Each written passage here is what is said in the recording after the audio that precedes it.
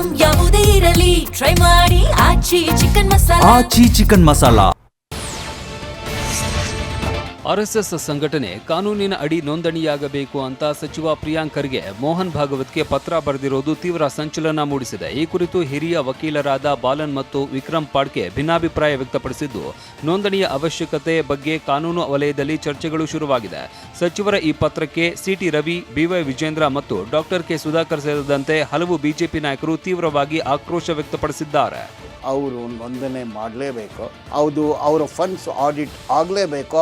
ಇಲ್ಲಾಂದರೆ ಕಾನ್ಸ್ಟಿಟ್ಯೂಷನಲ್ಲಿ ಆ ಸಂಘಟನೆಯನ್ನು ತಡೆ ಮಾಡಬೇಕು. ನೀವನ್ನ ಎಕ್ಸ್ಟ್ರಾರ್ಡಿನರಿ ಸಂಘಟನೆನ ನಿಮಗೆ ಏನು ಎಕ್ಸ್ಟ್ರಾರ್ಡಿನರಿ ಪವರ ನಿಮಗೆ? ಇದಕ್ಕೆ ರಿಪ್ಲೈ ಕೊಡುವಾಗ ಮೋಹನ್ ಭಾಗವತ್ ಅವರು ಹಿಂದುತ್ವ ರಿಜಿಸ್ಟರ್ ಆಗಿದೆ ಅಂತ ಕೇಳ್ತಾರೆ. ಇದು ಭಾರಿ ಸಿಲ್ಲಿ ಇದೆ. ಯಾವ ಧರ್ಮವನ್ನು ರಿಜಿಸ್ಟರ್ ಆಗೋದಿಲ್ಲ. ಅದು ಧರ್ಮ, ಅದು ಬೇರೆ, ಧರ್ಮ ಬೇರೆ, ಸಂಘಟನೆ ಬೇರೆ. ಅದಕ್ಕೆ ರಿಜಿಸ್ಟ್ರೇಷನ್ ಬೇಕು ಅನ್ನೋ ಕಾನೂನು ಎಲ್ಲಿದೆ? ಈ ಪ್ರಶ್ನೆನೇ ನಾವು ಮರಿಬಾರ್ದು. ಈ ಪ್ರಶ್ನೆನ ಪದೇ ಪದೇ ಕೇಳ್ಕೊಳ್ಬೇಕು. ಇದಕ್ಕೆ ರಿಜಿಸ್ಟ್ರೇಷನ್ ಕಂಪಲ್ಸರಿ ಅನ್ನೋದು ಎಲ್ಲಿದೆ? ಅದು ಇಲ್ಲದೆ ಇದ್ದಾಗ 10 ಜನ ಸೇರಿ, 10 ಏನು 100 ಏನು 1,00,000 ಏನು ಕೋಟಿ ಜನ ಸೇರಿ ಒಂದು ಒಳ್ಳೆ ಕೆಲಸ ಮಾಡಬಾರ್ದು ಅಂತ ಏನಾದರೂ ಇದೆಯಾ? ಭಾರತ ಕ್ರಿಕೆಟ್ ತಂಡದ ಆರಂಭಿಕ ಆಟಗಾರ ರೋಹಿತ್ ಶರ್ಮಾ ಸಾಧನೆಯೊಂದನ್ನು ಮಾಡಿದ್ದಾರೆ. ಅಫ್ಘಾನಿಸ್ತಾನ ವಿರುದ್ಧದ 2ನೇ ಏಕದಿನ ಪಂದ್ಯದಲ್ಲಿ ಅರ್ಧಶತಕದ ಸನಿಹದಲ್ಲಿ ಎಡವಿದ್ರು. ಲಿಸ್ಟ್ ಎ ಕ್ರಿಕೆಟ್ನಲ್ಲಿ 14,000 ರನ್ ಪೂರೈಸಿದ್ದಾರೆ. ಈ ಸಾಧನೆ ಮಾಡಿದ 5ನೇ ಭಾರತೀಯ ಹಾಗೂ ವೇಗದ 2ನೇ ಭಾರತೀಯ ಬ್ಯಾಟ್ಸ್ಮನ್ ಆಗಿದ್ದಾರೆ.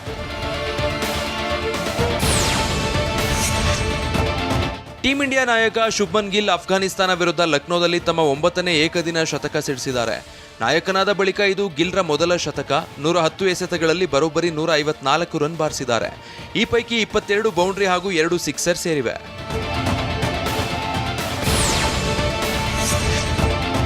ಲಕ್ನೋದ ಏಕನಾ ಕ್ರೀಡಾಂಗಣದಲ್ಲಿ ನಡೆದ ಭಾರತ ಅಫ್ಘಾನಿಸ್ತಾನ ಏಕದಿನ ಪಂದ್ಯದಲ್ಲಿ ಇಶಾನ್ ಕಿಶನ್ ವೃತ್ತಿ ಜೀವನದ 2ನೇ ಶತಕ ಸಿಡಿಸಿದ್ದಾರೆ.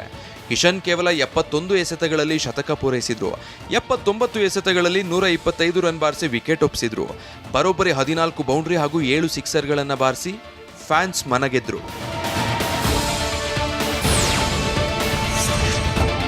ಅಲ್ಜೀರಿಯಾ ವಿರುದ್ಧದ ಪಂದ್ಯದಲ್ಲಿ ಅರ್ಜೆಂಟೀನಾ ತಂಡ ಜಯಬೇರಿ ಬಾರಿಸಿದೆ. ಮೆಸ್ಸಿ ಬಾರಿಸಿದ ಹ್ಯಾಟ್ರಿಕ್ ಗೋಲುಗಳ ನೆರವಿನೊಂದಿಗೆ 3-0 ಅಂತರದಲ್ಲಿ ಗೆದ್ದಿದೆ. ಈ ಗೆಲುವಿನೊಂದಿಗೆ ಹಾಲಿ ಚಾಂಪಿಯನ್ ತಂಡ ಫಿಫಾ ವಿಶ್ವಕಪ್ 2026ರಲ್ಲಿ ಶುಭಾರಂಭ ಮಾಡಿದೆ. ಪಂದ್ಯದ ವೇಳೆ ಮೆಸ್ಸಿ ಭಾವುಕರಾದರು. ಈ ವೇಳೆ ಅವರು ತಮ್ಮ ಜೆರ್ಸಿಯಿಂದ ಕಣ್ಣೀರು ಒರೆಸಿಕೊಂಡ್ರು.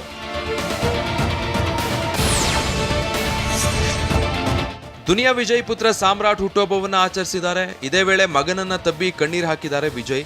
ಕೇಕ್ ಕಟ್ ಮಾಡಿಸಿ ಬರ್ತ್ಡೇಯನ್ನು ಸೆಲೆಬ್ರೇಟ್ ಮಾಡಿದ್ದಾರೆ. ಅಂದಹಾಗೆ ದುನಿಯಾ ವಿಜಯ್ ನಿರ್ದೇಶನದ ಸಿಟಿ ಲೈಟ್ಸ್ ಸಿನಿಮಾದಲ್ಲಿ ಕೆಲಸದಲ್ಲಿ ಬ್ಯುಸಿಯಾಗಿದ್ದಾರೆ.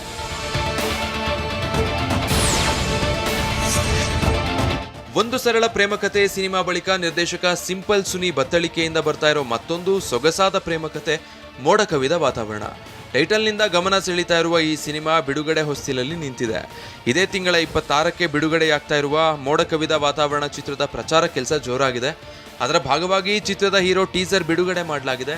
ನಾಯಕ ಶೀಲಂಗೆ ಜೊತೆಯಾಗಿ ಸಾತ್ವಿಕ ಹಾಗೂ ಮೋಕ್ಷ ಬಣ್ಣ ಹಚ್ಚಿದ್ದಾರೆ.